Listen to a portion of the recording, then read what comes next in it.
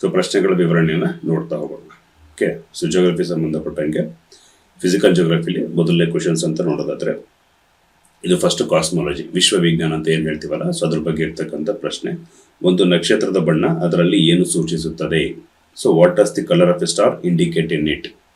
So Kannada medium ಸ್ಟೂಡೆಂಟ್ಸ್ಗೆ ಒಂದು request ಏನು ಅಂದರೆ, ಸೊ ನಿಮಗೆ ಇಂಗ್ಲೀಷ್ ಜೊತೆಗೆ ಕನ್ನಡ ಕೂಡ ಏನಾಗುತ್ತೆ, ಅದ್ರ ಪದ ಏನು ಪದ ಬಳಸ್ತೀವಿ, ನಕ್ಷತ್ರ ಅಂದ್ರೆ ಏನು, ಸ್ಟಾರು, ಕಲರ್ ಅಂದ್ರೆ ಏನು, ಬಣ್ಣ, ಸೊ ಈ ಥರ ಪದಗಳು ಕೂಡ ಗೊತ್ತಿದ್ದಾಗ ಏನಾಗುತ್ತೆ, ಸೊ ಎಕ್ಸಾಮಲ್ಲಿ ಇನ್ ಕೇಸ್ ಕನ್ನಡದಲ್ಲಿ ಏನಾದರೂ ಟ್ರಾನ್ಸ್ಲೇಷನ್ ಸ್ವಲ್ಪ ಎರರ್ ಬಂದರೂ ಕೂಡ ನಿಮಗೆ ಇಂಗ್ಲೀಷಲ್ಲಿ ಓದ್ಕೊಂಡು ಅರ್ಥ ಮಾಡ್ಕೊಳ್ಳೋ ಅಷ್ಟಾದರೂ ಬೇಸಿಕ್ ಇಂಗ್ಲೀಷ್ ಗೊತ್ತಿದ್ರೆ ಒಳ್ಳೇದು ಅಂತ ಹೇಳ್ತೀನಿ. ಓಕೆ, ಸೊ ಒಂದು ನಕ್ಷತ್ರದ ಬಣ್ಣ ಅಂತ ಬಂದಾಗ ಅದರಲ್ಲಿ ಏನು ತೋರಿಸುತ್ತೆ? ಸೊ ಫಸ್ಟ್ ಆಪ್ಷನ್ ಎ ಪ್ರಕಾಶಮಾನ, ಇಲ್ಯುಮಿನೇಷನ್ ಅಂತ ಹೇಳ್ತೀವಿ. ನೆಕ್ಸ್ಟ್ ಬಿ ಉಷ್ಣಾಂಶ ಅಥವಾ ತಾಪಮಾನ, ಟೆಂಪರೇಚರ್ ಅಂತ ಹೇಳ್ತೀವಿ. ನೆಕ್ಸ್ಟ್ ಮೂರನೇದು ಡಿಸ್ಟೆನ್ಸ್ ಫ್ರಮ್ ದಿ ಅರ್ತ್, ಭೂಮಿಯಿಂದ ಇರುವ ಅಂತರ ಅಥವಾ ಸೂರ್ಯನಿಂದ ಇರುವ ಅಂತರ, distance from the sun. So ಇಷ್ಟು ನಕ್ಷತ್ರದ ಬಣ್ಣದ ಬಗ್ಗೆ ಕೇಳ್ತಾ ಇರೋದು. ಫಸ್ಟ್ ಆಫ್ ಆಲ್ ನಕ್ಷತ್ರಗಳಂದ್ರೆ ಯಾವ ತರ ಕಾಣಿಸ್ಕೊಳ್ಳುತ್ತೆ ನಮಗೆ ಗೊತ್ತಿದೆ. ಫಸ್ಟ್ ಆಫ್ ಆಲ್ ನಕ್ಷತ್ರ ಅಂದ್ರೆ ಏನು? ಸೊ ಸ್ಟಾರ್ ಅಂದ್ರೆ it is the self illuminating objects in the universe.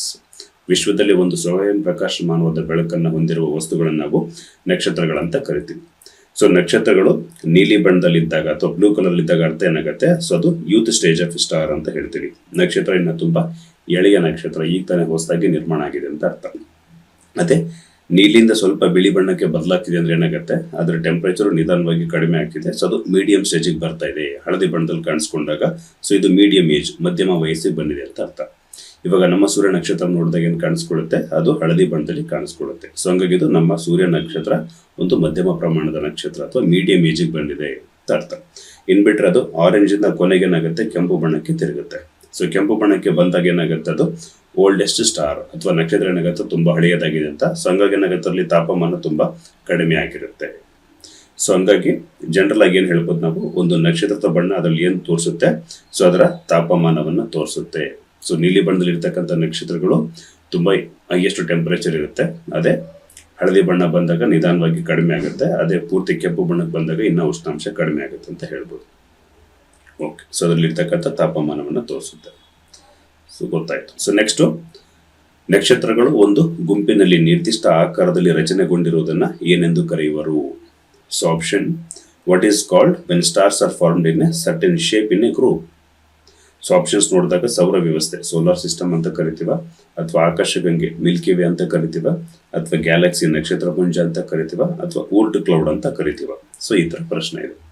So group of stars, stars ಅಂದ್ರೆ ಗೊತ್ತಾಯ್ತು ಹೌದಾ? ಸೊ ವಿಶ್ವದಲ್ಲಿ ಸ್ವಯಂ ಪ್ರಕಾಶಮಾನವಾದ ಬೆಳಕನ್ನು ಹೊಂದಿರುವ ವಸ್ತುಗಳಿಗೆ ನಕ್ಷತ್ರಗಳಂತ ಕರಿತೀವಿ. ಅದೇ ನಕ್ಷತ್ರಗಳು ಈ ರೀತಿ ಒಂದು ಗುಂಪಾಗಿ ಕಾಣಿಸ್ಕೊಂಡಾಗ ಸೊ ಇದನ್ನೇನಂತ ಕರಿತೀವಿ ನಾವು?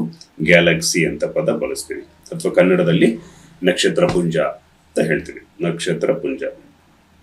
ಓಕೆ, ಸೊ ಇದು ಸಿಂಪಲ್ ಆಗಿ ಗೊತ್ತಿರುವಂಥದ್ದು. ಸೊ ಇದು ನಮ್ಮ ಮಿಲ್ಕಿ ವೇ ಗ್ಯಾಲಕ್ಸಿ, ಅಥವಾ ಗ್ರೂಪ್ ಆಫ್ ಸ್ಟಾರ್ಸ್ ನ ಗ್ಯಾಲಕ್ಸಿ ಅಂತ ಪದ ಬಳಸ್ತೀವಿ. ಯಾಕೆ ಗ್ಯಾಲಕ್ಸಿ ಅನ್ನೋ ಪದ ಬಂತು ಅನ್ನೋದು ಕೂಡ ಗೊತ್ತಾಗಿರ್ಬೇಕು. ಸೊ ನಮ್ಮ ಆಕಾಶ, ಇದು ನಮ್ಮ ನಕ್ಷತ್ರ ಪುಂಜ ಅಥವಾ ನಮ್ಮ ಸೂರ್ಯ ನಕ್ಷತ್ರ ಇರೋದು ಮಿಲ್ಕಿ ವೇ ಗ್ಯಾಲಕ್ಸಿ ಅಂತ ಜನರಲ್ ಕರಿತೀವಿ. ಸೊ ಮಿಲ್ಕ್ ಅಲ್ಲಿ ಕಾಣಿಸ್ಕೊಳ್ಳೋದೇನು ನಮಗೆ? ಗ್ಯಾಲಕ್ಟೋಸ್. ಓಕೆ, ಸೊ ಈ ಗ್ಯಾಲಕ್ಟೋಸ್ ಅನ್ನೋ ಪದದಿಂದ ಏನಾಗುತ್ತೆ, ಗ್ರೂಪ್ ಆಫ್ ಸ್ಟಾರ್ಸ್ಗೆ ಗ್ಯಾಲಕ್ಸಿ ಅನ್ನೋ ಪದ ಬಂತು ಅನ್ನೋದು ಕೂಡ ಗೊತ್ತಿರಬೇಕು. ಓಕೆ, ಸೊ ಹಂಗಾಗಿ ನಕ್ಷತ್ರಗಳು ಒಂದು ನಿರ್ದಿಷ್ಟ ಆಕಾರದಲ್ಲಿ ರಚನೆಗೊಂಡಾಗ ಅದನ್ನ ನಾವು ನಕ್ಷತ್ರ ಪುಂಜ, ಗ್ಯಾಲಕ್ಸಿ ಅಂತ ಕರಿತೀವಿ. ಸೊ ಆಪ್ಷನ್ ಸಿ ಇದಕ್ಕೆ ಸರಿಯಾಗಿದೆ. ಓಕೆ, ಸೊ ನೆಕ್ಸ್ಟ್ ಮೂರನೇ ಪ್ರಶ್ನೆ ನೋಡೋದಾದ್ರೆ, ವಿಶ್ವದಲ್ಲಿರುವ ಎಲ್ಲ ಆಕಾಶಕಾಯಗಳು ಒಂದನ್ನೊಂದು ಸುತ್ತುತ್ತಿವೆ. ಸೊ ಅದಕ್ಕೆ ಪ್ರಮುಖ ಕಾರಣವಾದ ಶಕ್ತಿ. All the celestial bodies in the universe are revolving around one another. So the main cause of it is. So ಇಲ್ಲಿ ಬಂದಾಗ ಅಯಸ್ಕಾಂತೀಯ ಶಕ್ತಿ, ಮ್ಯಾಗ್ನೆಟಿಕ್ ಪವರ್ ಅಂತ ಹೇಳ್ತಾ ಇದೀವಿ. ಇನ್ ಬಿಟ್ರೆ ವಿಮೋಚನಾ ವೇಗ, ಎಸ್ಕೇಪ್ ವೆಲಾಸಿಟಿ ಅಂತ ಹೇಳಿದೆ. ನೆಕ್ಸ್ಟ್ ಎ ಮತ್ತು ಬಿ ಎರಡು, ಅಥವಾ ಜಸ್ಟ್ ಬರೀ ಗ್ರಾವಿಟೇಷನಲ್ ಫೋರ್ಸ್. ಸೊ ಇಲ್ಲಿದೆ. ಸೊ ಎಲ್ಲ ಆಕಾಶಕಾಯಗಳು ಒಂದನ್ನೊಂದು ಸುತ್ತಾ ಇದಾವೆ ಅಂತ ಹೇಳ್ತಿದ್ದಾರೆ. ಸೊ ಏನ್ ಈ ತರ ಅಂದ್ರೆ, ಫಸ್ಟ್ ಆಫ್ ಆಲ್ ಸೊ ಇಲ್ಲಿ ನೋಡಿ, ನಕ್ಷತ್ರ ಇದೆ ಸೂರ್ಯ. ಸೊ ನಮ್ಮ ಸೂರ್ಯನಿಗೆ ಏನಾಗುತ್ತೆ, ಎಲ್ಲ ಪ್ಲಾನೆಟ್ಸ್ಗಳು, ಎಲ್ಲ 8 ಗ್ರಹಗಳು ಏನಾಗುತ್ತೆ, ಸೂರ್ಯನ ಸುತ್ತಾ ಇದಾವೆ.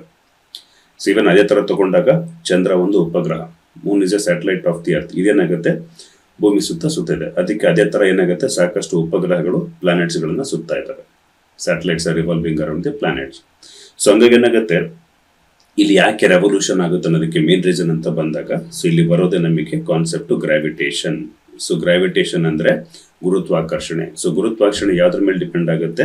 ಸೊ m1 ಇಂಟು m2/r² ಅಂತ ಕರಿತೀವಿ. ಸೊ ಅಂದ್ರೆ ಏನು, m1 ಅಂದ್ರೆ ಇಲ್ಲಿ ದ್ರವ್ಯರಾಶಿ 1, ದ್ರವ್ಯರಾಶಿ 2 ಅಂತ ಅರ್ಥ, mass. Mass between two different objects and the relative distance between them. So ಇದ್ರ ಬೇಸಿಸ್ ಮೇಲೆ ಏನಾಗುತ್ತೆ, ಗ್ರಾವಿಟಿ ನಮಗೆ ಮ್ಯಾಟರ್ ಆಗುತ್ತೆ. ಸೊ ಗುರುತ್ವಾಕರ್ಷಣೆ ಎರಡು ವಿಭಿನ್ನ ದ್ರವ್ಯರಾಶಿಯುಳ್ಳ ವಸ್ತುಗಳು ಮತ್ತು ಅವುಗಳ ನಡುವೆ ಇರತಕ್ಕಂಥ ಸರಾಸರಿ ಅಂತರ, ಇದ್ರ ಮೇಲೆ ಏನಾಗುತ್ತೆ, ಗ್ರಾವಿಟಿ ಅಪ್ಲೈ ಆಗುತ್ತೆ. ಸೊ ಗ್ರಾವಿಟಿ ಎಂದರೆ ಏನಾಗುತ್ತೆ, ನಮಗೆ ಎಲ್ಲ ಗ್ರಹಗಳು ಸೂರ್ಯನ ಸುತ್ತ ಇದ್ದಾವೆ.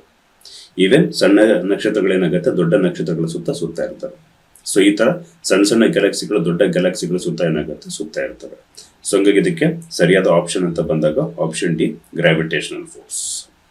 ಹೌದಾ, because of the gravitational force ಏನಾಗುತ್ತೆ, ನಮಗೆ ಗ್ರಹಗಳೆಲ್ಲ ಸೂರ್ಯನ ಸುತ್ತ ಇರೋದು ಅಂತ ಹೇಳ್ಬೋದು ಸಿಂಪಲ್ ಆಗಿ. ನೆಕ್ಸ್ಟ್ 4ನೇ ಪ್ರಶ್ನೆ ನೋಡೋದಾದ್ರೆ, ವಿಶ್ವದಲ್ಲಿ ಅತಿ ಹೆಚ್ಚು ಪ್ರಮಾಣದಲ್ಲಿರುವ ಧಾತು. ಹೌದಾ, so which of the following element found abundantly in the universe ಅಂತ ಕೇಳ್ತಿದ್ದಾರೆ. ಸೊ ಇಲ್ಲಿ ತುಂಬಾ ಜನ ಕನ್ಫ್ಯೂಷನ್ ಮಾಡಿಕೊಂಡು ಅರ್ಥ ಅಂತ ಹಾಕ್ಬಿಟ್ಟು ಇಲ್ಲಿ ಅಟ್ಮಾಸ್ಫಿಯರ್ ಅಲ್ಲಿ ನೈಟ್ರೋಜನ್ ಜಾಸ್ತಿ ಇದೆ ಈ ತರ ಅನ್ಕೋಬಾರ್ದು. ಸೊ ಹಂಗಾಗಿ ಇಲ್ಲಿ ಯೂನಿವರ್ಸ್ ಅಂತ ಬಂದಾಗ ಮಾತಾಡ್ತಿರೋದು. ಸೊ ಆಪ್ಷನ್ ಎ ಹೀಲಿಯಂ ಇದೆ, ಬಿ ಸಾರಜನಕ ನೈಟ್ರೋಜನ್ ಇದೆ, ಸಿ ಆಮ್ಲಜನಕ ಆಕ್ಸಿಜನ್ ಇದೆ, ಅಥವಾ ಡಿ ಹೈಡ್ರೋಜನ್ ಇದೆ. ಇಲ್ಲಿ ಸಿಂಪಲ್ ಆಗಿ ನಮಗೆ ಏನೋ ಗೊತ್ತಿಲ್ಲ ಅಂದ್ರೂ ಕೂಡ ಸ್ವಲ್ಪ ಕಾಮನ್ ಸೆನ್ಸ್ ತರ ಅಪ್ಲೈ ಮಾಡೋದಾದ್ರೆ, ಯೂನಿವರ್ಸ್ ಅಂದ್ರೆ ಏನಂತ ಕರಿತೀವಿ ನಾವು, ಗ್ರೂಪ್ ಆಫ್ ಸ್ಟಾರ್ಸ್ ಇರ್ತಕ್ಕಂಥ ಪ್ಲಾನೆಟ್ಸ್ಗಳು ಈ ತರ ಹೇಳ್ತೀವಿ. ಯೂನಿವರ್ಸ್ ಅಲ್ಲಿ ನಮಗೆ ಎಷ್ಟೊಂದು ಆಬ್ಜೆಕ್ಟ್ಸ್ ಆಕಾಶಗಳು ಕಾಣಿಸ್ಕೊಂಡ್ರು ಕೂಡ ಅತಿ ಹೆಚ್ಚು ಕಾಣಿಸ್ಕೊಳ್ಳೋದು ಯಾವುದು, ನಮಗೆ ಸ್ಟಾರ್ಸ್. ಹೌದಾ, ಸೊ ಅತಿ ಹೆಚ್ಚು ಪ್ರಮಾಣದಲ್ಲಿ ನಮಗೆ ನಕ್ಷತ್ರಗಳು ಕಾಣಿಸ್ಕೊಳ್ಳುತ್ತೆ. ಸೊ ಹಂಗಾಗಿ ನಕ್ಷತ್ರಗಳಲ್ಲಿ ಏನಾಗುತ್ತೆ, ನಾವು ಸೆಲ್ಫ್ ಇಲ್ಯುಮಿನೇಟಿಂಗ್ ಆಬ್ಜೆಕ್ಟ್ಸ್ ಅಂತ ಕರಿತೀವಿ. ಸ್ವಯಂ ಪ್ರಕಾಶಮಾನವಾದ ಬೆಳಕನ್ನು ಹೊಂದಿರತಕ್ಕಂಥ ವಸ್ತುಗಳು. ಯಾಕೆ ಅವುಗಳಲ್ಲಿ ಅತಿ ಹೆಚ್ಚು ಪ್ರಮಾಣದಲ್ಲಿ ನಮಗೆ ಹೈಡ್ರೋಜನ್ ಇರುತ್ತೆ. ಈ ಹೈಡ್ರೋಜನ್ ಎರಡು ಕಣಗಳು ಸೇರ್ಕೊಂಡ್ಬಿಟ್ಟು ಏನಾಗುತ್ತೆ, ನಮಗೆ ಹೀಲಿಯಂ ಆಗಿ ಬದಲಾಗ್ತವೆ.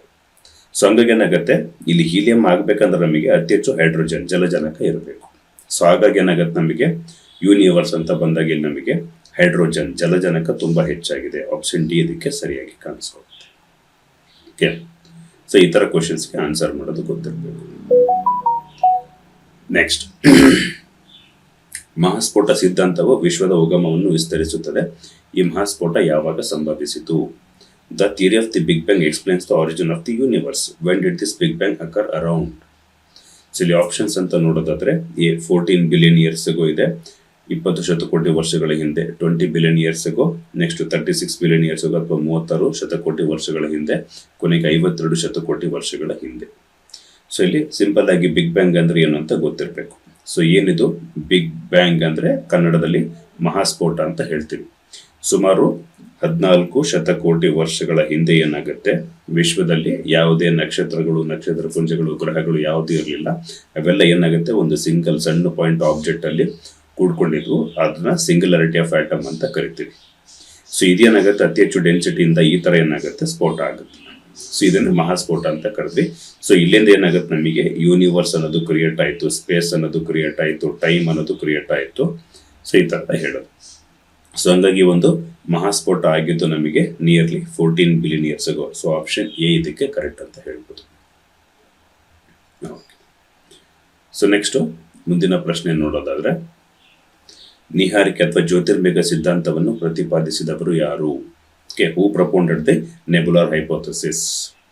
So option A Immanuel Kant and Laplace, B Christino Fassi, C option John McCarley, option D none of the above. ಮೇಲಿನ ಯಾರು ಅಲ್ಲ ಅಂತ. ಸೊ ಇದಕ್ಕೆ ಎಕ್ಸ್ಪ್ಲನೇಷನ್ ನೋಡೋದಾದ್ರೆ, ಸೊ ಫಸ್ಟ್ ಆಫ್ ಆಲ್ ಇಲ್ಲಿ ನೆಬುಲಾ ಅನ್ನೋ ಪದ ಬಳಸಿದ್ವಿ. ಸೊ ನಿಹಾರಿಕೆ ಅಂತ ಇನ್ನೊಂದು ರೀತಿಯಲ್ಲಿ ಕನ್ನಡದಲ್ಲಿ ಹೇಳ್ತೀವಿ, ಅಥವಾ ಜ್ಯೋತಿರ್ಮೇಘ ಅಂತ ಕೂಡ ಕರಿತೀವಿ. ಏನಿದು ನೆಬುಲಾ ಅಂದ್ರೆ, ಫಸ್ಟ್ ಆಫ್ ಆಲ್ ನೋಡಿ, ಇಲ್ಲಿ ಕಾಣಿಸ್ಕೊಳ್ಳೋ ತರ ಏನಾಗುತ್ತೆ, ಇದು ಕಂಪ್ಲೀಟ್ ಗ್ಯಾಷಿಯಸ್ ಕ್ಲೌಡ್, ಸಂಕೀರ್ಣವಾದ ಅನಿಲಗಳ ಮೋಡ. ಅಂದ್ರೆ ವಿಶ್ವ ಯಾವ ರೀತಿ ಉಗಮ ಆಯ್ತು ಅನ್ನೋದಕ್ಕೆ ಮಹಾಸ್ಫೋಟ ಸಿದ್ಧಾಂತ ಹೇಳಿದ್ರೆ, ಇಲ್ಲಿ ನಮ್ಮ ಸೌರ ವ್ಯವಸ್ಥೆ, ಸೋಲಾರ್ ಸಿಸ್ಟಮ್ ಯಾವ ತರ ಎವಲ್ಯೂಷನ್ ಆಯ್ತು ಅಂತ ಹೇಳೋದಕ್ಕೆ ಈ ಒಂದು ನೆಬುಲಾ ಕಾನ್ಸೆಪ್ಟ್ ತಗೊಂತಾರೆ.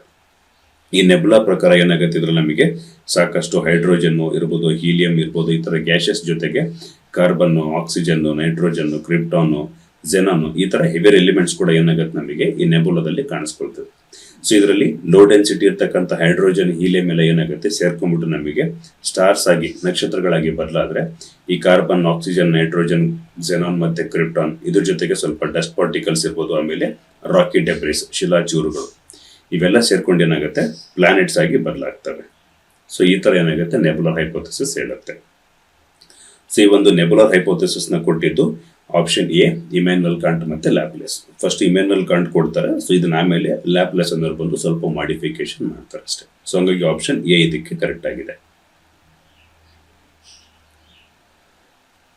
ಮುಂದಿನ ಪ್ರಶ್ನೆ ನೋಡೋದಾದ್ರೆ, ಈ ಕೆಳಕಂಡ ಯಾವ ಜೋಡಿಯು ಸರಿಯಾಗಿದೆ? Which of the following pairs is are correctly matched?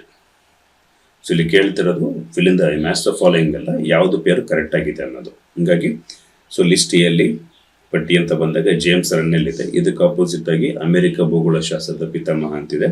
Friedrich ರೆಡ್ಸಲ್ ಇದು ಮಾನವ ಭೂಗೋಳಶಾಸ್ತ್ರದ ಪಿತಾಮಹ. ವಿಲಿಯಂ ಮೋರಿಸ್ ಡೇವಿಸ್ ಇದು ಭಾರತ ಭೂಗೋಳಶಾಸ್ತ್ರದ ಪಿತಾಮಹ. James Rennell father of American geography, Friedrich Ratzel father of human geography, William Morris Davis father of the Indian geography.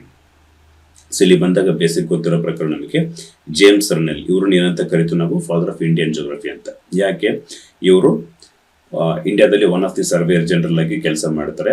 So British period ಅಲ್ಲಿ ಇದ್ದಾಗ, British Indian ಟೈಮಲ್ಲಿ ಏನಾಗುತ್ತೆ, ಇವರು ಫಸ್ಟ್ ಇಂಡಿಯಾದ ಮ್ಯಾಪ್ನ ರೆಡಿ ಮಾಡ್ತಾರೆ. ಅದಕ್ಕಿಂತ ಮುಂಚೆ ಫಸ್ಟ್ ಬೆಂಗಾಲ್ ಪ್ರಾವಿನ್ಸ್ನ ಮ್ಯಾಪ್ನ ರೆಡಿ ಮಾಡ್ತಾರೆ. ಯಾಕಂದ್ರೆ ಬ್ರಿಟಿಷರ್ಸ್ಗೆ ಬೆಂಗಾಲ್ ಕ್ಯಾಪಿಟಲ್ ಆಗಿತ್ತು. ಸೊ ಹಂಗಾಗಿ ಫಸ್ಟು ಬೆಂಗಾಲ್ ಮ್ಯಾಪ್ನ ರೆಡಿ ಮಾಡ್ತಾರೆ, ಬೆಂಗಾಲ್ ಅಟ್ಲಾಸ್ನ. ಇದಾಗಿ ಒಂದು 4-5 ವರ್ಷಕ್ಕೆ 1870s ಟೈಮಲ್ಲಿ ಕಂಪ್ಲೀಟ್ ಇಂಡಿಯಾದ ಮ್ಯಾಪ್ನ ಕೂಡ ರೆಡಿ ಮಾಡ್ತಾರೆ, ಅಥವಾ ಬ್ರಿಟಿಷ್ ಇಂಡಿಯಾದ ಮ್ಯಾಪ್ನ ರೆಡಿ ಮಾಡ್ತಾರೆ.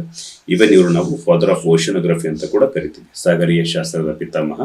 ಆಮೇಲೆ ಭಾರತದ ಒಟ್ಟು ಕರಾವಳಿ ಪ್ರದೇಶ ಎಷ್ಟು ಉದ್ದ ಇದೆ ಅಂತ ಕೂಡ ಏನಾಗುತ್ತೆ ಇವರು ಸ್ಟಡಿ ಮಾಡಿ ಹೇಳ್ತಾರೆ. ಇವರೇ ನೋಡ್ತಾ ಇರೋದು ಸರ್ ಜೇಮ್ಸ್ ರನ್ನೆಲ್, ಇವ್ರನ್ನೇ ಫಾದರ್ ಆಫ್ ಇಂಡಿಯನ್ ಜಿಯೋಗ್ರಫಿ ಅಂತ ಕರೆಯೋದು. ಸೊ ಇನ್ ಬಿಟ್ರೆ ಇವರು ವಿಲಿಯಂ ಮೋರಿಸ್ ಡೇವಿಸ್ ಇವ್ರನ್ನ ಫಾದರ್ ಆಫ್ ಅಮೆರಿಕನ್ ಜಿಯೋಗ್ರಫಿ ಅಂತ ಕರಿತೀವಿ. ಫ್ರೆಡ್ರಿಕ್ ರೆಡ್ಸಲ್ ಇವರು father of human geography. So ಹಂಗಾಗಿ ಇಲ್ಲಿ ಆಪ್ಷನ್ಸ್ ಅಲ್ಲಿ Friedrich Ratzel father of human geography ಇದು ಮಾತ್ರ ಏನಾಗುತ್ತೆ ಸರಿಯಾಗಿದೆ. ಆಪ್ಷನ್ ಎ ಮತ್ತೆ ಸಿ ಎರಡು ಇಂಟರ್ಚೇಂಜ್ ಆಗಿದೆ. ಸೊ ಇಲ್ಲಿ ಕರೆಕ್ಟಾಗಿ ಕಾಣಿಸ್ಕೊಳ್ಳೋದು ನಮಗೆ ಆಪ್ಷನ್ 2 ಮಾತ್ರ. ಎರಡನೇದು B Friedrich Ratzel father of human geography ಇದು ಮಾತ್ರ ಏನಾಗಿದೆ ಸರಿಯಾಗಿದೆ. Option A 2 only, second one ಮಾತ್ರ ಸರಿಯಾಗಿದೆ.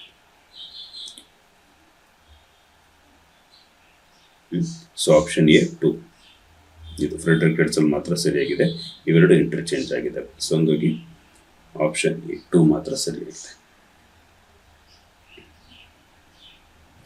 ನೆಕ್ಸ್ಟ್ ಮುಂದಿನ ಪ್ರಶ್ನೆ ನೋಡೋದಾದ್ರೆ, ಗ್ಯಾನಿಮಿಡ್ ಎಂಬುದು ಅತಿ ದೊಡ್ಡ ಉಪಗ್ರಹವಾಗಿದ್ದು ಈ ಕೆಳಕಂಡ ಯಾವ ಗ್ರಹಕ್ಕೆ ಸಂಬಂಧಿಸಿದೆ? ಓಕೆ, ಸೊ ಶನಿ, ಶುಕ್ರ, ಆಪ್ಷನ್ ಸಿ ಗುರು, D Uranus. Ganymede is the largest satellite associated with which of the following planet? So option A Saturn, B Venus, C Jupiter and Uranus.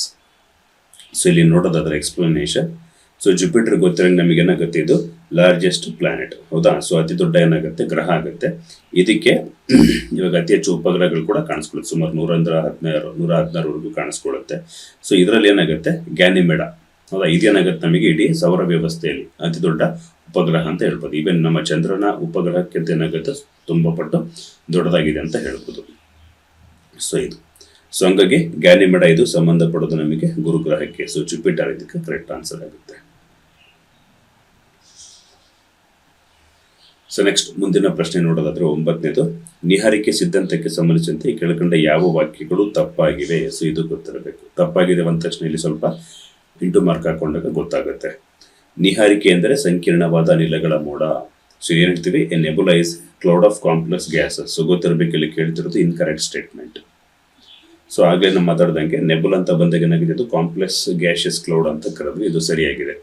Next ಇದರಲ್ಲಿ ಅತಿ ಕಡಿಮೆ ಸಾಂದ್ರತೆಯುಳ್ಳ ಅನಿಲಗಳು ಇದರ ಹೊರವಲಯದಲ್ಲಿದ್ದು ಅಂತ ಹೇಳ್ತಿದ್ದಾರೆ. ಸೊ ಇದು ರಾಂಗ್ ಆಗುತ್ತೆ. ಯಾಕಂದ್ರೆ ಒಂದು ನೆಬುಲಾ ಅಂತ ಬಂದಾಗ ಅದ್ರ ಒಳಗಡೆ ಲೋ ಡೆನ್ಸಿಟಿ ಇರ್ತಕ್ಕಂಥ ಹೈಡ್ರೋಜನ್ ಹೀಲಿಯಂ ಏನಾಗುತ್ತೆ ಸೆಂಟ್ರಲ್ ಕೂತ್ಕೊಂಡ್ಬಿಟ್ಟು ಅದು ನಮಗೆ ಸ್ಟಾರ್ ಆಗಿ ಫಾರ್ಮೇಶನ್ ಆಗೋದು. ಸೊ ಹಂಗಾಗಿ ಹೊರವಲಯದಲ್ಲಿ ಇರಲಿಲ್ಲ, ಇವು ಕೇಂದ್ರ ಭಾಗದಲ್ಲಿ ಇರ್ತವೆ. ನೆಕ್ಸ್ಟ್ ಅತಿ ಹೆಚ್ಚು ಸಾಂದ್ರತೆಯುಳ್ಳ ಅನಿಲಗಳು ಏನಾಗುತ್ತೆ ಕೇಂದ್ರ ಭಾಗದಲ್ಲಿ ಇರಲಿಲ್ಲ, ಇವು ಹೊರಗಡೆ ಇರ್ತವೆ. ಅದಕ್ಕೆ ನಮಗೆ ಸೌರ ವ್ಯವಸ್ಥೆ ಅಂತ ಬಂದಾಗ ನಕ್ಷತ್ರ ಮಧ್ಯದಲ್ಲಿತ್ತು, ಸೂರ್ಯ ನಕ್ಷತ್ರ. ಇನ್ನು ಉಳಿದಂತ ಎಲ್ಲಾ ಗ್ರಹಗಳು ಏನಾಗುತ್ತೆ ಹೊರಗಡೆ ಕಾಣಿಸ್ಕೊಳ್ತಿದ್ದಾವೆ. ಸೊ ಈ ತರ ನಿಹಾರಿಕೆಯ ಮಧ್ಯಭಾಗದಲ್ಲಿ ಏನಾಗುತ್ತೆ ನಮಗೆ ಹೈಡ್ರೋಜನ್ ಹೀಲಿಯಂ ಎಲ್ಲ ಅಕ್ಯುಮುಲೇಟ್ ಆಗಿಬಿಟ್ಟು ಸ್ಟಾರ್ಸ್ ಫಾರ್ಮೇಶನ್ ಆದರೆ ಹೊರಗಡೆ ಇರ್ತಕ್ಕಂಥ ಹೆವಿಯರ್ ಎಲಿಮೆಂಟ್ಸ್ಗಳು ಯಾವುದು carbon, oxygen, nitrogen, dust particles, rocket debris ಇವೆಲ್ಲ ಏನಾಗುತ್ತೆ ಸೇರ್ಕೊಂಡ್ಬಿಟ್ಟು ನಮಗೆ ಗ್ರಹಗಳಾಗಿ ಬದಲಾಗೋದು. ಸೊ ಹಂಗಾಗಿ ಏನಾಗುತ್ತೆ ಸೆಕೆಂಡ್ ಸ್ಟೇಟ್ಮೆಂಟ್ ರಾಂಗ್ ಆಗಿದೆ. ನೆಕ್ಸ್ಟ್ ಬೈಜಿಕ ಸಮ್ಮಿಲನ ಪ್ರಕ್ರಿಯೆಯಿಂದ ನಕ್ಷತ್ರಗಳು ರಚನೆ ಆದವು. ಸೊ ಇಲ್ಲಿ the least denser gases at the periphery ಅಲ್ಲ, ದೇವರ್ ಎಟ್ ದಿ ಸೆಂಟರ್ ಅಂತ ಹೇಳ್ಬೋದು. ಹೈಯೆಸ್ಟ್ ಡೆನ್ಸಿಟಿ ಗ್ಯಾಸಸ್ ಏನಾಗುತ್ತೆ ಇವು ಸೆಂಟ್ರಲ್ ಇರಲಿಲ್ಲ, ಪೆರಿಫೆರಿ ಇದ್ದು. ಸೊ ಇದು ರಾಂಗ್ ಸ್ಟೇಟ್ಮೆಂಟ್ ಆಯ್ತು. ಥರ್ಡ್ ಒನ್ ಬಂದಾಗ stars were formed by the process of nuclear fusion, ಹೌದಾ? ಸೊ ಇಲ್ಲಿ ಏನಾಗುತ್ತೆ ಎರಡು ಜಲಜನಕದ ಕಣಗಳು ಸೇರ್ಕೊಂಡ್ಬಿಟ್ಟು ನಮಗೆ ಹೀಲಿಯಂ ಆಗಿ ಬದಲಾಗುತ್ತೆ. ಸೊ ಹಂಗಾಗಿ ಏನಾಗುತ್ತೆ ನಕ್ಷತ್ರಗಳು ರಚನೆ ಆಗೋದಕ್ಕೆ ಕಾರಣ ಬೈಜಿಕ ಸಮ್ಮಿಲನ ಪ್ರಕ್ರಿಯೆ, ನ್ಯೂಕ್ಲಿಯರ್ ಫ್ಯೂಷನ್ ರಿಯಾಕ್ಷನ್. ನೆಕ್ಸ್ಟ್ ಅತಿ ಕಡಿಮೆ ಸಾಂದ್ರತೆಯುಳ್ಳ ವಸ್ತುಗಳು ಮತ್ತು ಧೂಳಿನ ಕಣಗಳು ಸೇರಿ ಗ್ರಹಗಳಾದವು. ಸೊ ಇದು ಕೂಡ ಏನಾಗುತ್ತೆ ರಾಂಗ್ ಸ್ಟೇಟ್ಮೆಂಟ್. ಸೊ ಹೆಂಗೆ ಹೈಡ್ರೋಜನ್ ಹೀಲಿಯಂ ಲೋ ಡೆನ್ಸಿಟಿ ಎಲಿಮೆಂಟ್ಸ್ಗಳು ಸೇರ್ಕೊಂಡು ಸ್ಟಾರ್ಸ್ ಫಾರ್ಮೇಷನ್ ಆಗು, ಅದೇ ರೀತಿ ರಾಕೆಟ್ ಡೆಬ್ರಿಸ್, ಡಸ್ಟ್ ಪಾರ್ಟಿಕಲ್ಸ್, ಧೂಳಿನ ಕಣಗಳು ಮತ್ತು ಶಿಲಾಚೂರುಗಳು ಹಾಗೂ ಅತಿ ಹೆಚ್ಚು ಸಾಂದ್ರತೆ ಇರತಕ್ಕಂಥ ಅನಿಲಗಳಾದಂಥ carbon, oxygen, nitrogen, xenon, krypton ಇವೆಲ್ಲ ಸೇರ್ಕೊಂಡು ಏನಾಗುತ್ತೆ ನಮಗೆ ಪ್ಲಾನೆಟ್ಸ್ಗಳಾಗಿ ಬದಲಾಗುತ್ತೆ, ಗ್ರಹಗಳಾಗಿ. ಹಾಗಾಗಿ ಕಡಿಮೆ ಸಾಂದ್ರತೆ ಇಲ್ಲ, ಇದು ಹೆಚ್ಚು ಸಾಂದ್ರತೆ. ಸೊ ಲೋ ಡೆನ್ಸಿಟಿ ಅಲ್ಲ, high density elements were form to form the planets. So ಹಾಗಾಗಿ 4 ಸ್ಟೇಟ್ಮೆಂಟ್ ಆಲ್ಸೋ ರಾಂಗ್. ಸೊ ಇಲ್ಲಿ ಕೇಳ್ತಿರೋದು ತಪ್ಪಾಗಿರೋದು ಯಾವುದು ಅಂತ. So except 1 and 3, 2 and 4 are incorrect. So 2 ಮತ್ತು 4 ಏನಾಗುತ್ತೆ ಇನ್ಕರೆಕ್ಟ್. ಸೊ ಆಪ್ಷನ್ ಇದಕ್ಕೆ ಡಿ, 1, 2 and 4 ಅಂತ. Sorry, 2 and 4 are wrong statements. 2 ಮತ್ತು 4 ಇದಕ್ಕೆ ತಪ್ಪಾಗಿದ್ದಾವೆ. ಓಕೆ, ಸೊ ಇಲ್ಲಿ ಕಾಣಿಸ್ಕೊಳ್ಳುತ್ತೆ. ಸೊ ಮುಂದಿನ ಪ್ರಶ್ನೆ ನೋಡೋದಾದ್ರೆ, ಪ್ರಸ್ತುತವಿರುವ ವಿಶ್ವವು ವಿಸ್ತರಣೆಯಾಗುತ್ತಿದೆ ಎಂದು ಯಾವ ಸಿದ್ಧಾಂತವು ತಿಳಿಸುತ್ತದೆ? Which of the following, which of the theory tells us about the present universe is expanding? So ನಿಹಾರಿಕೆ ಸಿದ್ಧಾಂತ, ನೆಬುಲಾರ್ ಥಿಯರಿ, ಉಬ್ಬರವಿಳಿತ ಸಿದ್ಧಾಂತ, tidal theory, next both A and B, or D theory of the big bang.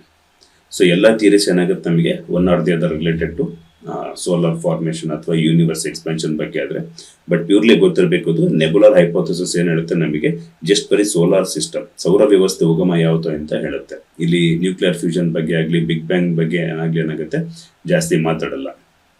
Tidal theories ಇರ್ಬೋದು, ಇದೆಲ್ಲ ಇರ್ಬೋದು, but purely ನಮಗೆ ವಿಶ್ವ ಯಾವ ಥರ ಉಗಮ ಆಯಿತು ಅಂತ ಹೇಳೋದಕ್ಕೆ ಬರೋದೇ ಥಿಯರಿ ಆಫ್ ಬಿಗ್ ಬ್ಯಾಂಗ್. ಮಹಾಸ್ಫೋಟ ಸಿದ್ಧಾಂತ ಮಾತ್ರ ಏನಾಗುತ್ತೆ ವಿಶ್ವ ವಿಸ್ತರಣೆ ಆಗುತ್ತೆ ಅಂತ ಹೇಳ್ತಾ ಇದೆ. ಸೊ ಇದು ಯಾವ ಥರ ಅಂತ ನೋಡೋದಾದ್ರೆ ಇಲ್ಲಿ ನೋಡಿ. ಸೊ ಆಗಲೇ ಮಾತಾಡ್ದಂಗೆ ಸುಮಾರು 14 ಶತಕೋಟಿ ವರ್ಷಗಳ ಹಿಂದೆ 14 ಬಿಲಿಯನ್ ಇಯರ್ಸ್ ಏನಾಗುತ್ತೆ ಒಂದು ಸಿಂಗ್ಯುಲಾರಿಟಿ ಆಟಮ್, ಒಂದು ಸಣ್ಣ ಅಣು ಬಿದ್ದಿದ್ದು ಏನಾಗುತ್ತೆ ಅತಿ ಹೆಚ್ಚು ಸಾಂದ್ರತೆಯಿಂದ ಏನಾಗುತ್ತೆ ಹಿಂಗೆ ಸ್ಫೋಟ ಆಗುತ್ತೆ. ಇದ್ರ ಒಳಗಡೆ ಇರ್ತಕ್ಕಂಥ ಎಲ್ಲ ವಸ್ತುಗಳು ಏನಾಗುತ್ತೆ ನಮಗೆ ಇಡೀ ವಿಶ್ವದ ತುಂಬ ಏನಾಗುತ್ತೆ ಛಿದ್ರವಾಗಿ ಹರಡ್ಕೊಳ್ಳುತ್ತೆ. ಸೊ ಅನ್ಇವನ್ ಆಗಿ ಡಿಸ್ಟ್ರಿಬ್ಯೂಷನ್ ಆಗುತ್ತೆ. ಸೊ ಹಂಗಾಗಿ ಏನಾಗುತ್ತೆ ನಮಗೆ ಗ್ರಾಜುಯಲಿ ಟೆಂಪ್ರೇಚರ್ ಕಡಿಮೆ ಆಗುತ್ತೆ, ಉಷ್ಣಾಂಶ ಕಡಿಮೆ ಆದ್ರೆ ಏನಾಗುತ್ತೆ ಈ ಥರ ಕೆಮಿಕಲ್ ರಿಯಾಕ್ಷನ್ಸ್ ಶುರುವಾಗುತ್ತೆ. So positively negatively charged protons, electrons, neutrons ಎಲ್ಲ ಫಾರ್ಮೇಷನ್ ಆಗೋದಕ್ಕೆ ಶುರುವಾಗುತ್ತೆ. ಅವು ಗ್ರಾಜುಯಲಿ ಕೂಡ್ಕೊಂಡ್ಬಿಟ್ಟು ಏನಾಗುತ್ತೆ ನಮಗೆ ನೆಬುಲಾ ಆಗಿ ಫಾರ್ಮೇಷನ್ ಆಗುತ್ತೆ, ನೀಹಾರಿಕೆಗಳಾಗಿ.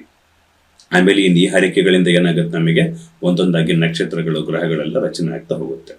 ಸೊ ನಿಹಾರಿಕೆ ಸಿದ್ಧಾಂತ ಎಕ್ಸ್ಪ್ಲೈನ್ ಮಾಡೋದು ಇಲ್ಲಿಂದ. ಒನ್ಸು ನೆಬುಲಾಗಳು ಫಾರ್ಮೇಷನ್ ಆದಮೇಲೆ ನಿಹಾರಿಕೆಗಳಿಂದ ನಮಗೆ ನಕ್ಷತ್ರ ಮತ್ತೆ ಗ್ರಹಗಳು ಯಾವ ಥರ ಉಗಮ ಆಯಿತು ಅಂತ ಹೇಳುತ್ತೆ. ಬಟ್ ಆ ನಿಹಾರಿಕೆಗಳು ಎಲ್ಲಿಂದ ಬಂದವು ಅನ್ನೋದು ಕೂಡ ಮಾಹಿತಿ ಗೊತ್ತಿಲ್ಲ.